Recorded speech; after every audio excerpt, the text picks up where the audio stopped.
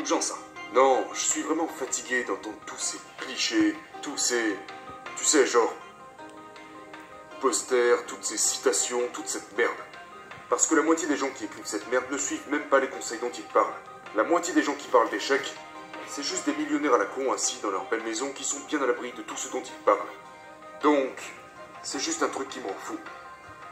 La raison pour laquelle je crois que je peux légitimement parler d'échecs est parce que je continue de faire face à l'échec d'une manière significative et parce que je vis tout ce que je dis. La plupart des gens, quand ils parlent de ces choses, se basent sur leur passé. Ils se basent sur ce qu'ils avaient l'habitude de faire. Mais est-ce que tu fais encore ça aujourd'hui? Donc, pour moi, l'échec, c'est quelque chose dont vous devriez avoir peur.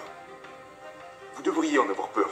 Mais c'est aussi pour ça que vous devriez aller là-bas et vous mettre au défi d'échouer. Parce que si vous n'échouez jamais dans ce que vous faites, ça signifie que vous fixez vos objectifs de sorte à facilement les atteindre, de sorte à réussir tout ce que vous faites. Ça veut aussi dire que vous ne fixez pas la barre assez haute. Donc, en ce qui me concerne, ok, je vais sortir et aller casser le record du monde de traction. Objectif noble. Sauf que j'ai échoué 2 fois avant d'y arriver. Je savais, après avoir traversé tout ce que j'avais traversé dans ma vie, la formation des missiles, 3 fois avant d'y arriver. Tout ce que j'avais fait dans ma vie, ça m'a presque toujours pris 3 fois avant de réussir. Je savais que j'avais une énorme possibilité d'échouer. Mais voilà ce que l'échec m'a apporté. Par exemple, quand tu regardes un film.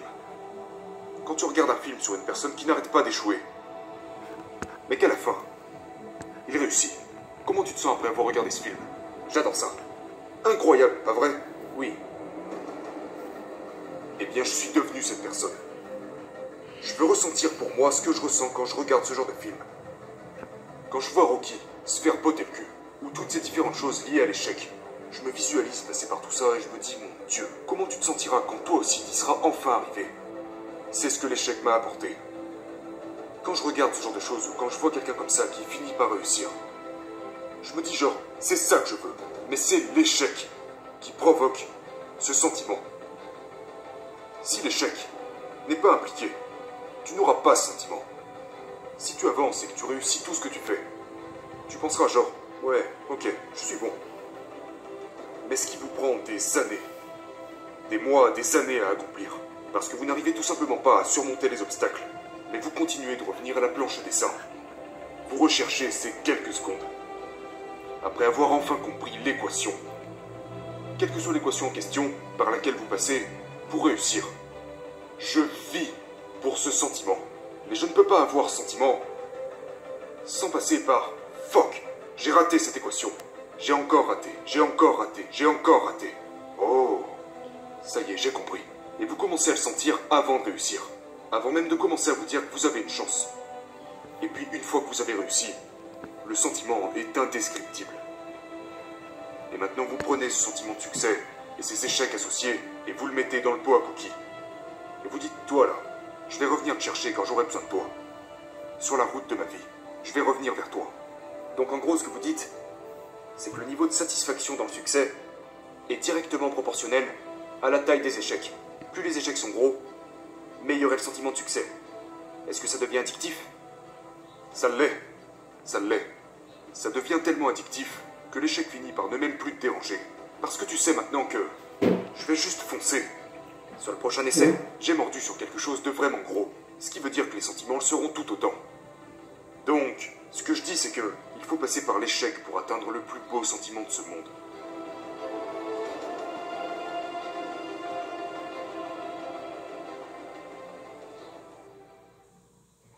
Pensez-vous que la plus grande bataille dans tout ça est de bloquer ce que tout le monde pense de nous? Oui. La plupart d'entre nous échouons dans la vie parce que nous avons peur de ce que pensent les gens autour de nous. Nous vivons à travers l'opinion que les gens ont de nous. Lorsque j'ai appelé un recruteur pour la première fois dans le but de devenir un imbécile et que je faisais 135 kilos, ce premier recruteur m'a regardé et m'a dit « Mon gars, tu seras pas capable de faire ça. » Ce qu'il faisait, c'est qu'il projetait son énergie sur moi, parce que lui, il savait qu'il serait jamais un putain de imbécile. Donc beaucoup d'entre nous ne sont rien d'autre que des pessimistes. Et tout ce que nous faisons, c'est projeter nos insécurités sur les autres. Et par conséquent, il finit par y avoir un nombre incalculable de personnes négatives qui se baladent sur la planète Terre, qui ont peur de se lancer, parce qu'ils savent qu'ils seront jugés par des gens exactement comme eux. Donc on a peur d'échouer. Pourquoi? Je te l'ai dit, mec. Prends pas de risques. Détends-toi. Pourquoi t'es si fou, mec? Pourquoi t'es si obsédé? Et tous ces trucs font appel à l'esprit d'abandon, comme j'aime l'appeler. L'esprit veut abandonner, l'esprit se fatigue vite. L'esprit pense qu'il mérite. L'esprit est émotionnel. Donc l'un des plus gros obstacles de ce monde, c'est les autres. Pas vous, c'est les autres. Dans votre tête. Et leur regard vous paralyse au point de vous empêcher d'essayer. Et c'est aussi pour ça que vous avez beaucoup parlé dans ce podcast au sujet de se débarrasser du bruit, s'écarter du monde. La solitude est une grande partie de l'équation. Une énorme partie. Parce que j'ai réalisé quand j'ai commencé à me parler à moi-même de la bonne manière, et après m'être complètement déconnecté du monde, waouh, je suis passé de ce gamin de merde qui pensait qu'il était stupide, voué à l'échec, qui bégayait à chaque fois qu'il ouvrait la bouche, à une personne qui est maintenant capable de faire toutes ces choses juste parce qu'il a pris le contrôle de son esprit.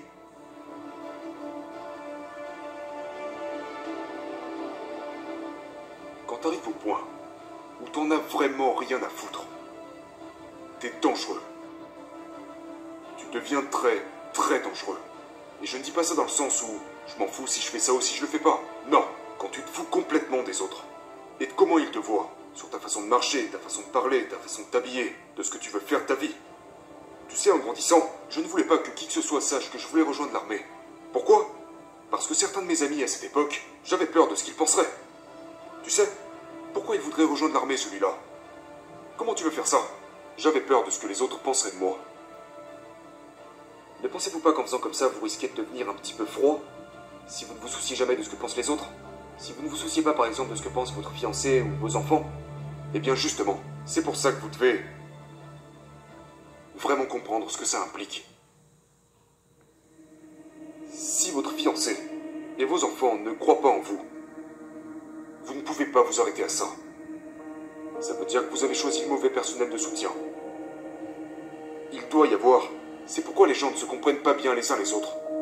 Votre personnel de soutien. Genre, si je veux sortir et faire... Peu importe ce que c'est. Mon personnel de soutien est... Tu sais, ma fiancée. Et si elle me dit genre, tu sais quoi, je pense pas que tu devrais faire ce que t'es sur le point de faire. Alors je me dois de lui demander, vous savez, pourquoi? Je me dois d'entendre son point de vue et lui demander, d'accord, pourquoi tu penses que je devrais pas? Mais si elle dit ça à cause d'elle, ce n'est pas une bonne chose. Donc vous devez être vraiment clair à propos de ce genre de choses.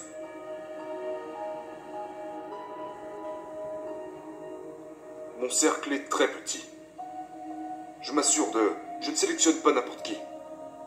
Et d'ailleurs, je ne veux pas de gens dans ma vie qui sont là, genre, à me féliciter pour tout ce que je fais.